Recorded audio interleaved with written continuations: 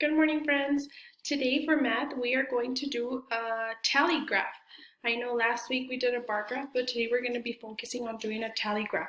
The way we're going to be doing this is I'm going to give you 4 animals.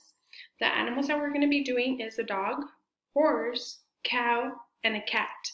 You're going to ask 10 people. If you don't have 10 people, which I'm sure you don't have 10 people in your house, you're going to call grandma and anybody you need to talk to ask them. Your graph is going to look like this, boys and girls, okay? I have my dog, my horse, cow, and a cat. And the way you can do it is you're going to go up to somebody. Let's just say your mom or your daddy. Hi, mom. Hi, dad. If you can pick out of these 4 animals, which one would be your favorite one?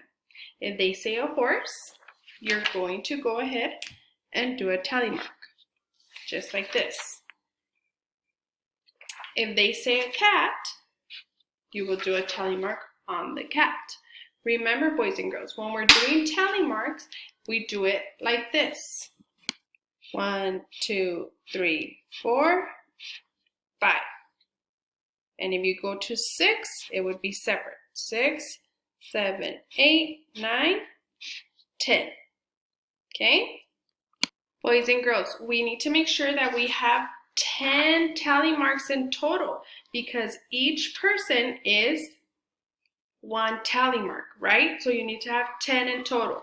If you don't have anybody else to call, let's just say you have 8 people, you can call me on Class Dojo and you can call Ms. Lopez as well, okay? Okay, great. Now, once you're done with that, you're going to go ahead and do a Nearpod that I'm going to attach to this PowerPoint, and you are going to answer me which ones you have more of. Who liked horses better? Who liked cows better? And which ones you had less of. Less means a little bit less, okay? Bye.